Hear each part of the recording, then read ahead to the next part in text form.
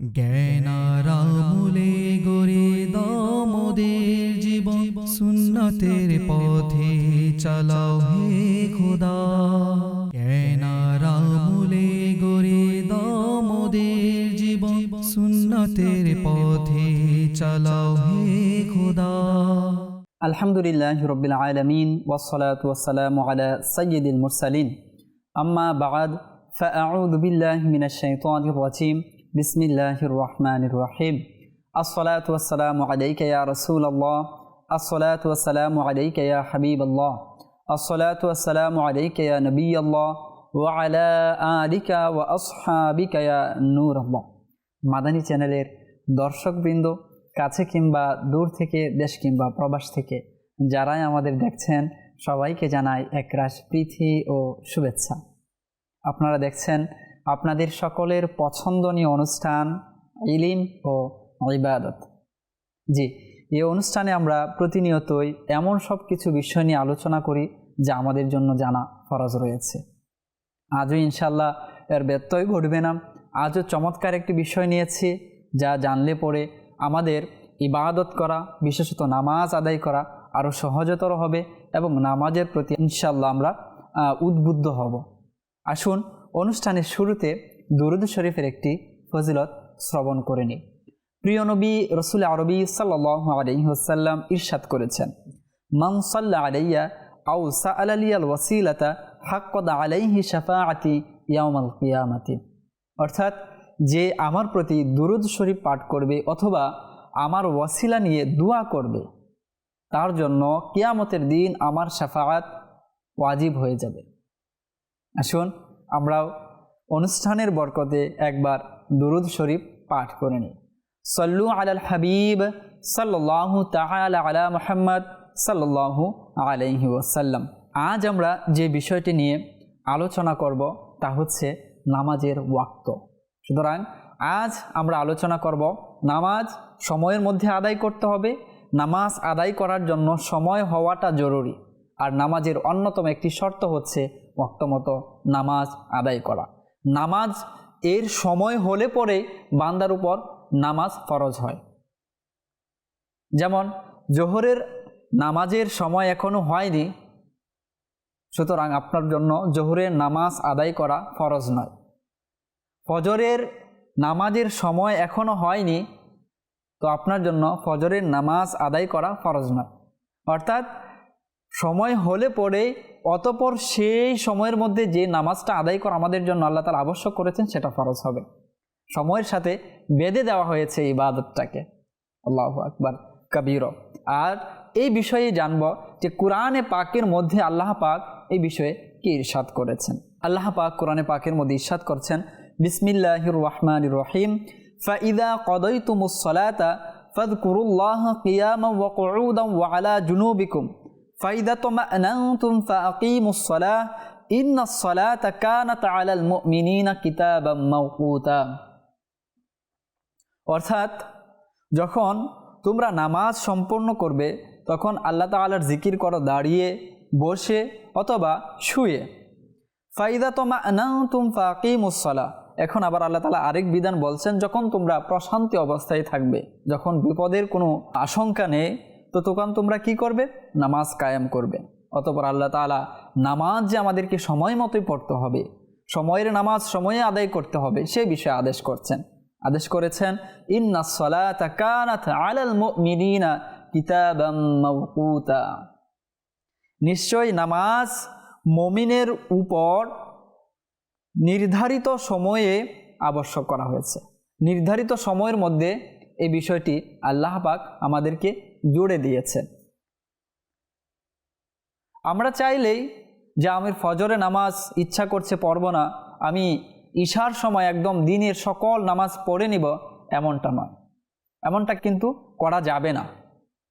আল্লাহ তাআলা এখানে স্পষ্ট বলে দিয়েছেন যে মুমিনের উপর নামাজ যেটা রয়েছে সেটা নির্ধারিত সময়ের মধ্যে রয়েছে। যে নামাজ যে সময় আল্লাহ তাআলা আমাদের জন্য ফরজ করেছেন, আমরা যেন সেই নামাজ সেই ওয়াক্তের মধ্যেই আদায় করি। এই আয়াতের ব্যাখ্যায় ইবনে আব্বাস রাদিয়াল্লাহু তাআলা আনহুমা বলেন, আল্লাহ তাআলা যখন কোনো ফরজ তার বান্দাদের উপর অবধারিত করে দিয়েছেন তখনই সেটার একটা সীমা নির্ধারণ করে দিয়েছেন। আল্লাহু আকবার কাবীরা। যে যখনই আমরা নামাজ আদায় করব বা নামাজ ছাড়াও যে বিষয়গুলো আল্লাহ তাআলার পক্ষ থেকে আমাদের উপর ফরজ করা হয়েছে, সেটির সাথে সাথে আল্লাহ পাক একটি সময়ের কি করেছেন, জুড়ে দিয়েছেন, যে সেটাকে একটি সীমা নির্ধারণ করে দিয়েছেন।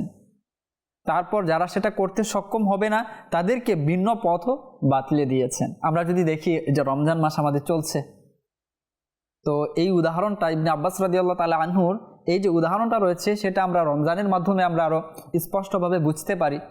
সেটা হচ্ছে রোজা। রোজা আল্লাহ তাআলার পক্ষ থেকে আমাদের জন্য ফরজ করা হয়েছে। ইয়া আইয়ুহাল্লাযীনা আমানু কুতিবা আলাইকুমুস সিয়াম, হে ঈমানদারগণ তোমাদের জন্য রোজাকে ফরজ করা হয়েছে।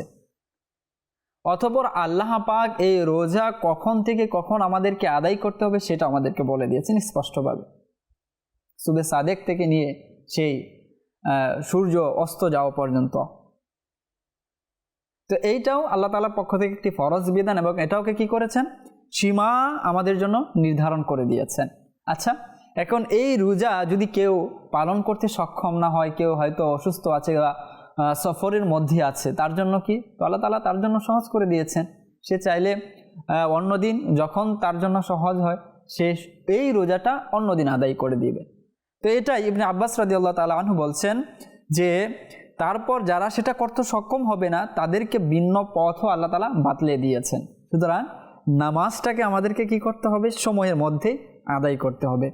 এরপর সম্পূর্ণ আয়াতের তিনি আরেকটু ব্যাখ্যা করেছেন। তিনি বলেন এর ব্যতিক্রম হচ্ছে আল্লাহর জিকির, যেটা শুরুতে আমরা পড়লাম যে ফাইদা কদাইতুমুস সালাতা ফাযকুরুল্লাহা কিয়ামান ওয়া কুউদান ওয়া আলা জুনুবিকুম। তো এর ব্যাখ্যা তিনি বলেন এই জিকিরের ব্যাপারে যতক্ষণ কেউ সুস্থ বিবেক সম্পন্ন থাকে ততক্ষণ আল্লাহ তাআলা কাউকে উযর আপত্তি পেশ করার সুযোগ দেননি। সর্ব অবস্থায় তাকে জিকির করতে হবে, রাত দিন জলস্থলে চালিয়ে যেতে হবে। এই আয়াতের এটাই হচ্ছে ভাষ্য। ইমাম মুজাহিদ বলেন এর অর্থ যখন তোমরা নিরাপদ হবে এবং স্বাভাবিক অবস্থা বিরাজ করবে তখন পূর্ণরূপ সালাত আদায় করবে। অর্থাৎ কেউ যেন মনে না করে বসে যে তাদের সালাত কমে গেছে বা কম পড়লেও চলবে। সর্বোপরি এই আয়াতের মাধ্যমে এটা আমরা বুঝতে পারি যে সময়ের কাজ আমাদেরকে সময় করতে হবে, যেমনিভাবে এটা আমরা নিজেদের কাজের ক্ষেত্রে আমরা নির্ধারণ করে নিয়েছি, আমরা রুটিন করে নিয়েছি যে আমাকে এই কাজটা এই মুহূর্তে করতে হবে। অনুরূপভাবে নামাজের ক্ষেত্রে আমাদেরকে এই রুটিন মেনে চলতে হবে। আল্লাহ তাআলার পক্ষ থেকে যে রুটিন আমাদেরকে দেওয়া হয়েছে যে নামাজ মুমিনের উপর নির্ধারিত সময়ে ফরজ করা হয়েছে, তো আমরা যেন আল্লাহ তাআলার প্রদত্ত যে রুটিনটা পেয়েছি এটা যেন আমরা বাস্তবায়ন করে নিই। বিশেষত এই রমজান মাস, এটা যেন আমাদের কোনোভাবে হাত ছাড়া না হয়। এর জন্য তো শুরুতে আমি বলেছি যে আমরা যেন একটা রুটিন বানিয়ে নেই যে আমি কোন কাজ কখন আদায় করব ইনশাআল্লাহুল কারীম। আল্লাহ তাআলা এখানে তো আমাদেরকে যে নামাজ নির্ধারিত সময়ে পড়তে হবে এটা বলেছেন, অন্য জায়গায় আমাদেরকে ইশারাও করেছেন যে আসলে কোন নামাজ কখন আদায় করতে হবে। যেমনটা আল্লাহ পাক বানী ইসরাইল সূরার একটি আয়াতের মধ্যে এইভাবে ইরশাদ করেছেন, বিসমিল্লাহির রহমানির রহিম, আকিমিস সালাতা লিদুলুকিশ শামসি ইলা গাসাকিল লাইলি ওয়া কুরআনাল ফাজর ইন্না কুরআনাল ফাজরি কানা মাশহুদা। যে আল্লাহ তাআলা ইরশাদ করছেন যে আপনি নামাজ আদায় করুন লিদুলুকিশ শামসি ইলা গাসাকিল লাইল, সূর্য ঢলে যাওয়া থেকে শুরু করে রাতের অন্ধকার পর্যন্ত, ওয়া কুরআনাল ফাজর, এবং ফজরে তিলাওয়াত করুন, ফজর পড়ুন। ইন্না কুরআনাল ফাজর, নিশ্চয় ফজর তিলাওয়াত করা, ফজরে পাঠ করা অর্থাৎ ফজরের নামাজ আদায় করা, কানা মাশহুদা, তখন উপস্থিত হয় কে, ফেরেশতারা। তো আল্লাহ পাক এখানে দুইটি সময়কে ভাগ করেছেন। এক জায়গায় ইরশাদ করেছেন যে সূর্য ঢলে যাওয়া থেকে শুরু করে রাতের অন্ধকার পর্যন্ত এবং ফজরের কোরআন তেলাওয়াত অর্থাৎ ফজরের নামাজ। তো দুইটা ভাগে ভাগ করে দিয়ে একটি বলেছেন যে একটি নামাজ তোমরা সূর্য উদয়ের আগেই পড়ে নেবে, সেটা হচ্ছে ফজরের নামাজ। আর যে চারটি নামাজ রয়েছে সেগুলো তোমরা এভাবে করবে যে যখন সূর্য ঢলে পড়ে অর্থাৎ জোহরের নামাজ থেকে শুরু করে ইলা গাসাকিল লাইল, রাতের অন্ধকার অর্থাৎ ঈশার নামাজ, এর মধ্যে আমাদের জন্য আল্লাহ পাক চারটি নামাজ রেখেছেন। আল্লাহ পাক অন্যত্র আরও ইরশাদ করেছেন, নামাজ কায়েম করো দিনের প্রথম ভাগে ও শেষ ভাগে এবং রাতের কিছু অংশে। আর এই আয়াতটি সূরা হুদের 114 নং আয়াত। আমরা এখানে বেশ কয়েকটি আয়াত আমরা শ্রবণ করলাম, তবে কোনো আয়াতের মধ্যে আমরা স্পষ্টভাবে এই ধারণা পাইনি যে আসলে কোন নামাজ কোন সময় পড়তে হবে। আল্লাহ তাআলা আমাদেরকে একটি ইশারা করেছেন, এই আয়াতগুলো হচ্ছে মুজমাল, কিন্তু এই আয়াতের পরিপূর্ণ ব্যাখ্যা করেছেন শারিয়া ইসলাম তথা প্রিয় নবী রাসূল আরবি সাল্লাল্লাহু আলাইহি ওয়াসাল্লাম। তিনি আমাদেরকে বলেছেন যে কোন নামাজ কখন পড়তে হবে, কোন নামাজ কয় রাকাত পড়তে হবে, কোন নামাজ ফরজ, কোন নামাজ ওয়াজিব, কোনটি সুন্নতে মুআক্কাদা, কোনটি সুন্নতে গায়রে মুআক্কাদা। এই বিষয়গুলো জানার জন্য আমাদেরকে উলামায়ে কেরাম, তাবিঈন, তাবিঈন, সাহাবায়ে কেরাম এবং প্রিয় নবী রাসূল আরবি সাল্লাল্লাহু আলাইহি ওয়াসাল্লাম এর সামগ্রিক আমল আমাদেরকে দেখতে হয়। এই জন্যই উলামায়ে কেরামগণ বলেন যে আপনি শুধু কোরআন পড়লে পড়ে আপনি সঠিকভাবে জিনিসটা বুঝে উঠতে সক্ষম হবেন না। কেননা এটাকে বোঝার জন্য আমাদেরকে উলামায়ে কেরামের দ্বারস্থ হতে হবে, তাদের শরণাপন্ন হতে হবে, আমাদেরকে সাহাবায়ে কেরামের আমল দেখতে হবে, আমাদেরকে প্রিয় নবী রাসূল আরবি সাল্লাল্লাহু আলাইহি ওয়াসাল্লাম এর হাদিস দেখতে হবে।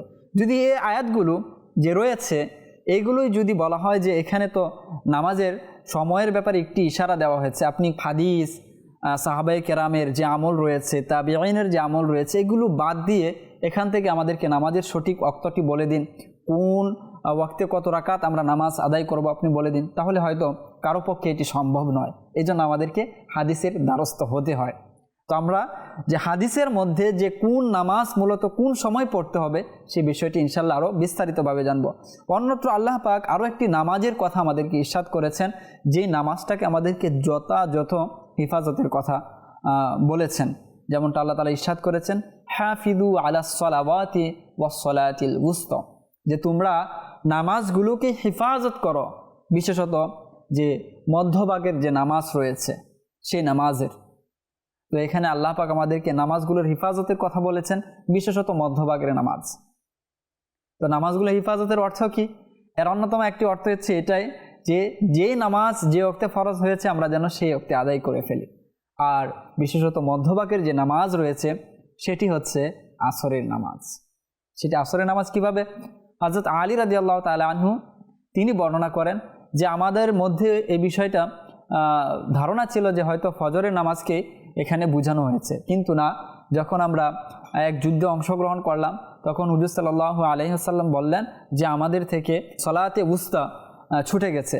তখন আমরা বুঝতে পারলাম যে এটা হচ্ছে আসরের নামাজ। অর্থাৎ আল্লাহ পাক যে সলাতে উস্তা বলেছেন সেটা মূলত আসরের নামাজকে এখানে বোঝানো হয়েছে। প্রিয় নবী রাসূল আরবি সাল্লাল্লাহু আলাইহি ওয়াসাল্লাম যে কোন নামাজ কোন সময়ে পড়তে হবে সেটি শিক্ষা দিয়েছেন। এক বিস্তারিত হাদিস রয়েছে, যেমন হযরত সাইয়্যিদুনা বায়্যান রাদিয়াল্লাহু তাআলা আনহু থেকে বর্ণিত। তিনি বলেন, আমি হযরত আনাস রাদিয়াল্লাহু তাআলা আনহুকে অনুরোধ করলাম যে আপনি রাসূলুল্লাহ সাল্লাল্লাহু আলাইহি ওয়াসাল্লাম এর নামাজের সময়গুলো বর্ণনা করুন। তখন তিনি বললেন, জোহরের নামাজ সূর্য ঢলে পড়ার পর পড়তেন, আসরের নামাজ তোমাদের জোহর ও আসরের মধ্যবর্তী সময়ে পড়তেন, মাগরিবের নামাজ সূর্যাস্তের সময় পড়তেন, ঈশার নামাজ শাফক অদৃশ্য হওয়ার সময় পড়তেন।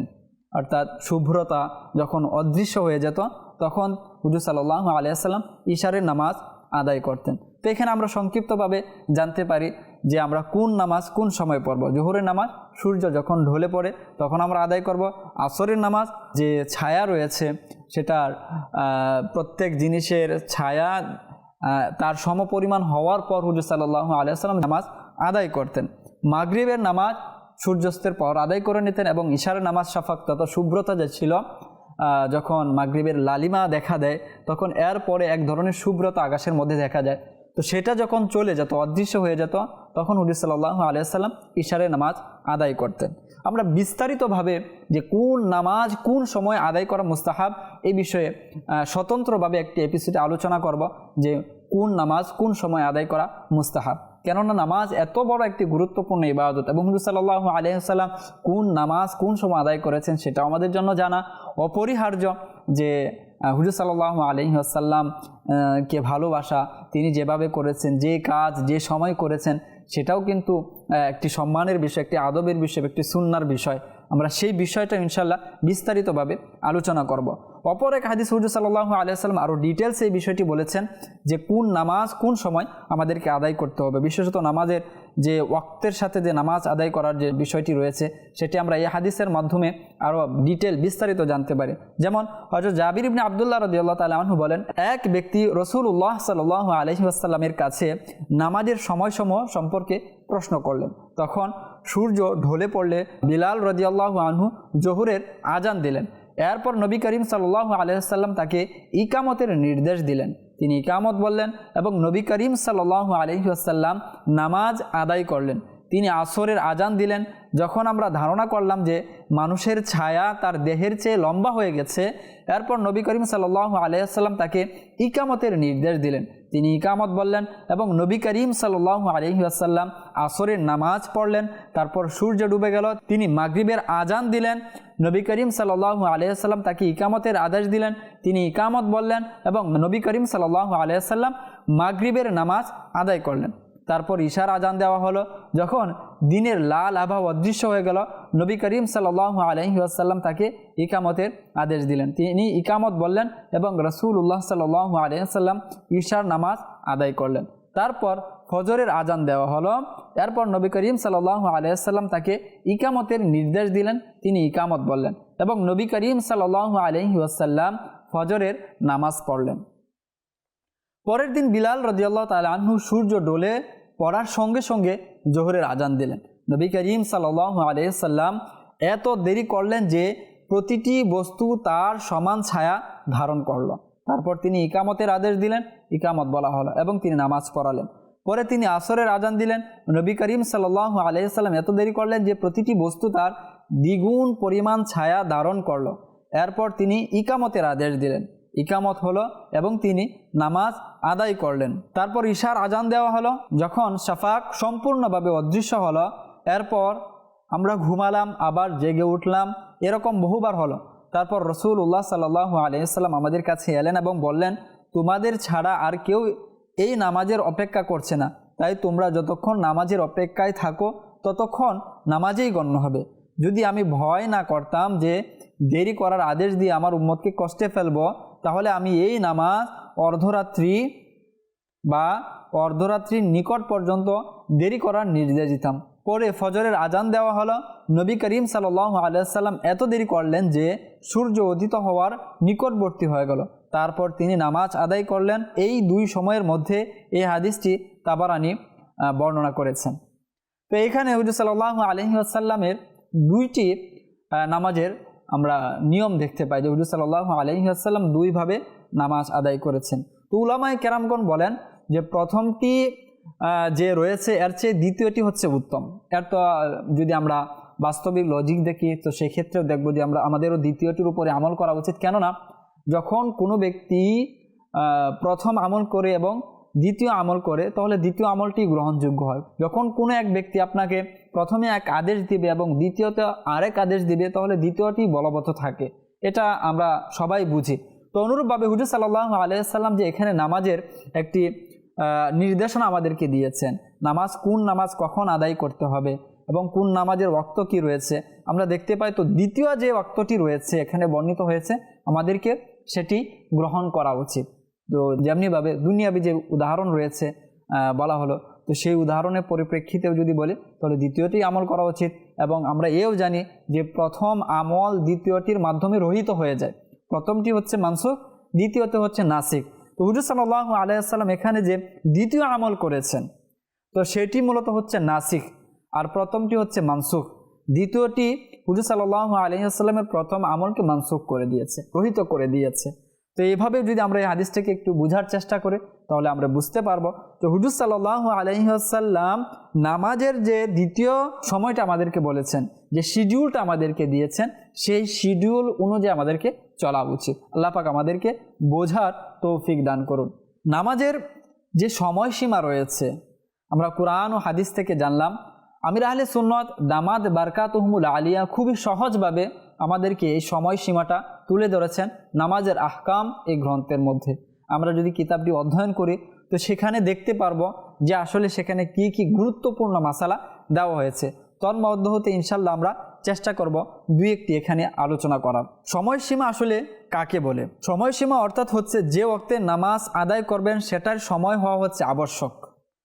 অর্থাৎ আপনি যে নামাজ আদায় করতে যাচ্ছেন সেটা সময় হওয়া আবশ্যক। এবং আমরা শর্তের মধ্যেও পড়লাম যে শর্তসমূহের মধ্যে একটি শর্ত হচ্ছে সময় হওয়া আগে। যেমন আজকের আসরের নামাজ আদায় করতে হলে আসরের সময় আরম্ভ হওয়া আবশ্যক। যদি আসরের সময় হওয়ার পূর্বে নামাজ আদায় করে নেন তবে নামাজ হবে না। সাধারণত বর্তমানে মসজিদগুলোতে নামাজের সময়সীমা নির্ধারক ক্যালেন্ডার টাঙ্গানো হয়ে থাকে। সেগুলোর মধ্যে যেগুলো নির্ভরযোগ্য উলামায়ে আহলে সুন্নত গণ কর্তৃক সত্যায়িত করা হয়েছে সেগুলো দ্বারা নামাজের সময়সীমা জেনে নেওয়া অধিক সহজতর। ইসলামী বন্ধের জন্য ফজরের নামাজ সময়ের শুরুতে আদায় করা মুস্তাহাব। আর অন্যান্য যে নামাজগুলো রয়েছে সেগুলোর ক্ষেত্রে উত্তম হচ্ছে যে পুরুষদের জামাতের জন্য অপেক্ষা করা, যখন তাদের জামাত শেষ হয়ে যায় তখন আদায় করবেন। তো এখানে আমরা 2-3টা বিষয় জানতে পারলাম। এর মধ্যে হতে দ্বিতীয় যে বিষয়টি রয়েছে, অনেকে ইসলামী বোন প্রশ্ন করে থাকেন, জানতে চান যে আসলে আমরা কোন সময় নামাজ আদায় করব। তো তাদের জন্য এখানে বলা হচ্ছে যে ফজরের নামাজ যেটা রয়েছে পুরুষের আগে প্রথম ওয়াক্তে নামাজ পড়াটা মহিলাদের জন্য হচ্ছে মুস্তাহাব। এবং অন্যান্য যে নামাজগুলো রয়েছে সেগুলো হচ্ছে পুরুষ যারা রয়েছেন তারা যখন নামাজ আদায় করে নেবেন এরপর মহিলারা নামাজ আদায় করবেন। এই তো আমরা নামাজ সম্পর্কে জানতে পারলাম যে নামাজ আমাদেরকে পড়তে হবে এবং ফরজের একটি নির্দিষ্ট সময়সীমা রয়েছে, এই আমল আমাদেরকে এই মুহূর্তে আদায় করতে হবে। তবে অনেক সময় দেখা যায় যে মাকরু ওয়াক্ত চলে আসে, তো ওই মুহূর্তে আমাদের করণীয় কী রয়েছে, মাকরু ওয়াক্তই কোনটি রয়েছে সেই বিষয়ে আমাদেরকে অনেকে প্রশ্ন করে থাকে বা অনেকে জানতে চান যে মাকরু ওয়াক্ত কোনটি এবং ওই সময় নামাজ পড়লে বিধান কী রয়েছে আর হুকুম কী রয়েছে। তো এই ব্যাপারেও নামাজের আহকামের মধ্যে খুবই চমৎকারভাবে আলোচনা করা হয়েছে যে সূর্যোদয় থেকে শুরু করে 20 মিনিট পর পর্যন্ত যে সময়টি রয়েছে এটি হচ্ছে মাকরু ওয়াক্ত। এরপর হচ্ছে সূর্যাস্তের 20 মিনিট আগে থেকে অস্ত যাওয়ার আগ পর্যন্ত, অর্থাৎ আসরের পর যখন সূর্য অনেক ক্ষেত্রে হলুদ হয়ে আসে এবং সূর্য ডুবু ডুবু একটা ভাব চলে আসে, তো এই সময়টাকে মাকরু ওয়াক্ত বলা হয়েছে। আর এই সময়টা হচ্ছে যে সূর্যাস্তের 20 মিনিট আগ থেকে অস্ত যাওয়ার আগ পর্যন্ত। এটা আমাদের জন্য আজকাল তো বোঝা খুবই সহজ, যে যেমনটা আমরা প্রত্যেকের মোবাইলের মধ্যে যদি আমরা যে দাওয়াত ইসলামের যে অ্যাপ রয়েছে প্রেয়ার্স টাইম, এটা যদি আমরা একটু ডাউনলোড করে নেই তো সেখানে আমরা পেয়ে যাব যে সূর্যাস্ত কখন। সূর্যাস্ত একটি দেওয়া থাকবে আপনার সেখানে আমরা যদি দেখে নিই যে সূর্যাস্ত হচ্ছে এতটা বাজে, উদাহরণস্বরূপ যদি আমরা বলি যে সূর্যাস্ত আজকে 5:50 বা 5:55, তো তখন আমাদেরকে কি করতে হবে, 5:50 হলে আমাদেরকে নামাজ 5:30 আগে আসরের নামাজ আদায় করে নিতে হবে। যদি 5:55 হয়ে থাকে তাহলে আমাদেরকে 5:35 আগে আদায় করে নেওয়া উচিত। আর যদি 6টায় হয় তাহলে আমাদেরকে 5:40 আগে আদায় করে নেওয়া উচিত। অনুরূপভাবে ফজরের যে নামাজটা রয়েছে এটা তো আমরা চেষ্টা করব যে সূর্য উদয় হওয়ার আগে আমাদেরকে আদায় করতে হবে, কেননা এর মধ্যে আমাদেরকে আদায় করার কথা বলা হয়েছে, এর মধ্যে আমাদেরকে আদায় করে নিতে হবে যদি আমরা আদায় করতে চাই। অন্যথায় কাজা হয়ে যাবে এবং কাজার যে গুনাহ রয়েছে সেই শাস্তির সম্মুখীন আমরা হয়ে যাব। তো আমাদেরকে করতে হবে কি, যে এই সূর্য উদয়ের আগে ফজর পড়তে হবে এবং সূর্য উদয় যখন হয়ে যাবে এরপর আমরা কোনো নামাজ আদায় করব না। এরপর 20 মিনিট পর্যন্ত আমরা অপেক্ষা করব। এরপর 20 মিনিট অতিবাহিত হয়ে গেলে যারা চাশতের নামাজ আদায় করতে চায়, ইশাকের নামাজ আদায় করতে চায়, আমরা সেই নামাজগুলো সূর্য উদয়ের 20 মিনিট পর আদায় করব। তো এক্ষেত্রে আমাদেরকে একই করণীয় কাজ যে আমরা একটু প্রেয়ার টাইমটা দেখে নিই, নামাজের সময়টা একটু দেখে নিই, যে দেখি যে সূর্য উদয় সেখানে কতটা বাজে বলা হয়েছে। যতটা বাজে বলা হয়েছে এর 20-22 মিনিট পর আমরা কি করি, এই নফল ইবাদতগুলো আদায় করি। বা কারো যদি নামাজ কাজা হয়ে যায় ফজরের নামাজ, মাআযাল্লাহ, এর থেকে আমরা চেষ্টা করি যেন কাজা না হয়। যদি হয়ে যায় তো কি করতে হবে, সূর্য উদয় হওয়ার 20 মিনিট পর আমাদেরকে কি করতে হবে, সেই নামাজটা আদায় করতে হবে। আরেকটি হচ্ছে ওয়াক্ত, সেটা হচ্ছে দাওয়ায়ে কুবরা, অর্থাৎ মধ্যাহ্ন থেকে শুরু করে সূর্য পশ্চিম আকাশে ঢলে যাওয়ার পূর্ব পর্যন্ত। সূর্য যখন একদম মাঝ আকাশে থাকে এ থেকে শুরু করে সূর্য পশ্চিম দিকে যে ঢলে পড়ে এই সময়ে আমরা কোনো নামাজ আদায় করব না। এই 3টা সময় হচ্ছে মাকরু সময়।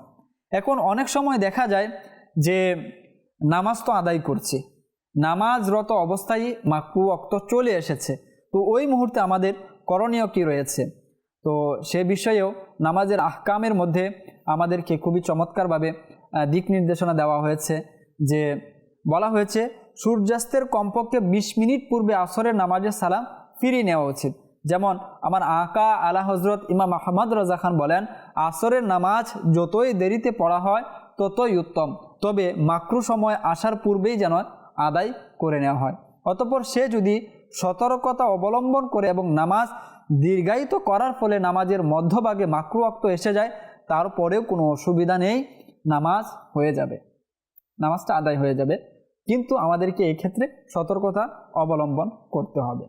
এখন এতক্ষণ তো আমরা জানলাম নামাজের ওয়াক্ত সম্পর্কে এবং নামাজের ওয়াক্তের মধ্যে আমাদেরকে নামাজ আদায় করা উচিত। কিন্তু আমরা যদি এই নামাজের ওয়াক্তের মধ্যে নামাজ আদায় না করি, তো এই ব্যাপারে কী শাস্তি রয়েছে সেটাও কিন্তু আমাদের একটু জেনে রাখা উচিত। যেমনটা আল্লাহ পাক কোরআনে পাকের মধ্যে আমাদেরকে সতর্ক করেছেন যেন নামাজ থেকে আমাদেরকে কোনো বিষয় গাফিল না করে, নামাজ যেন আমরা যত সময় পড়ি। যেমন ইয়া আইয়ুহাল্লাযীনা আমানু লা তুলহিকুম আমওয়ালুকুম ওয়ালা আওলাদুকুম আন যিকরিল্লাহ ওয়া মান ইয়াফআল যালিকা ফাউলাইকা হুমুল খাসিরুন। অর্থাৎ হে ঈমানদারগণ, তোমাদের ধন সম্পদ না তোমাদের সন্তান সন্ততি কোনো কিছুই যেন তোমাদের আল্লাহর জিকির থেকে উদাসীন না করে, এবং যে কেউ তেমন করে তবে ওই সমস্ত লোক ক্ষতির মধ্যে রয়েছে। নামাজ তো আমাদেরকে সময়ের মধ্যে আদায় করতে হবে। এখন আমাদের ধন সম্পদ, আমাদের সন্তান সন্ততি, এগুলোই কিন্তু আমাদেরকে যথাসময় নামাজ আদায়ের বাধা হয়ে দাঁড়ায়। সন্তানের চিন্তা ভাবনা যে তাদেরকে রুজি রোজগার করে খাওয়াতে হবে, তাদেরকে লালন পালন করতে হবে, তাদের ভরণ পোষণ আমাদেরকে দিতে হবে। অন্যথায় হচ্ছে সম্পদের লোভ লালসা, যে সম্পদের লোভ লালসা আমাদেরকে কি করে, এই নামাজ যথাসময় আদায় করা থেকে আমাদেরকে বিরত রাখে। তো যদি এরকম করে থাকে তো বলা হচ্ছে যে ওই সকল ব্যক্তি হচ্ছে ক্ষতিগ্রস্ত। আল্লাহ তাআলা আমাদেরকে নামাজ যথাসময় আদায় করার তৌফিক দান করুন। অন্যত্র আল্লাহ পাক এও ইরশাদ করেছেন, বিসমিল্লাহির রহমানির রহিম, ফাওয়াইলুল লিল মুসাল্লিন আল্লাযীনা হুম আন সালাতিহিম সাহুন, যে ওই সকল মুসল্লিদের জন্য ধ্বংস যারা নিজের নামাজ ভুলে বসেছে। যে নামাজ, ফজরের নামাজ ফজরে আদায় করতে হবে, জোহরের নামাজ জোহরে আদায় করতে হবে, যদি আমরা এটা ভুলে বসে যাই তো বলা হচ্ছে তাদের জন্য রয়েছে ধ্বংস। আমরা ধ্বংস চাই না, আমরা সফল হতে চাই, আমরা আল্লাহ তাআলার নৈকট্যশীল বান্দা হতে চাই। আর রমজান তো এসেছে এটার জন্যই। রমজান তো আমাদেরকে শিক্ষা দিচ্ছে তাকওয়াবান হতে। রমজান তো আমাদেরকে শিক্ষা দেয় নামাজ তো আমাদেরকে পড়তে হবেই হবে। এমনকি রমজান আমাদেরকে আরও 20 রাকাত যে তারাবির নামাজ রয়েছে সেটারও শিক্ষা দেয়। আমরা জামাতবদ্ধ হয়ে মসজিদগুলোতে দেখি যে কত চমৎকারভাবে মানুষ নামাজ আদায় করে, তিলাওয়াত করে হাফিজ সাহেবগণ, আর মানুষ মনোযোগ সহকারে সেই তিলাওয়াত শ্রবণ করে থাকে। তো রমজান আমাদেরকে শিক্ষা দেয় নামাজ 5 ওয়াক্ত পড়তে হবে, এর পাশাপাশি আমরা যেন আরও কিছু নামাজ বাড়িয়ে পড়ি।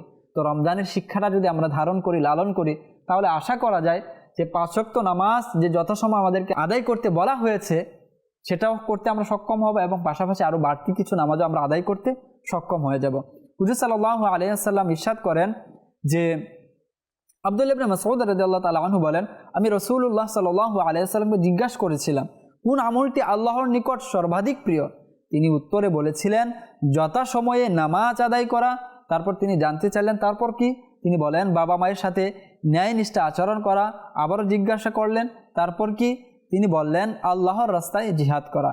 এসব বলার পর তিনি বলেন আমি আরও জানতে চাইলে তিনি সাল্লাল্লাহু আলাইহি সাল্লাম আমাকে আরও বলতেন। অর্থাৎ সর্বোত্তম কাজ এটি যথাসময়ে নামাজ আদায় করা। এরপর কিন্তু বাকিগুলোকে বলা হয়েছে। তো আল্লাহ পাক আমাদেরকে এই যে নামাজ রয়েছে সেটা ওয়াক্তমতো যথাসময় যথাযথভাবে আদায় করার তৌফিক দান করুন। আমরা এতক্ষণ পর্যন্ত যা কিছু শুনলাম আল্লাহ পাক আমাদেরকে আমল করার তৌফিক দান করুন। আজ এ পর্যন্তই। পরবর্তী অনুষ্ঠান দেখার আমন্ত্রণ জানিয়ে শেষ করছি। মাদানী চ্যানেল দেখতে থাকুন, মাদানী চ্যানেলের সাথে থাকুন। সল্লু আলাল হাবিব সাল্লাল্লাহু তাআলা আলা মুহাম্মদ সাল্লাল্লাহু আলাইহি ওয়াসাল্লাম। জ্ঞানারামুলে গড়ে দাও মোদের জীবন, সুন্নতের পথে চালাও হে খোদা। জ্ঞানারামুলে গড়ে দাও মোদের জীবন, সুন্নতের পথে চালাও হে খোদা।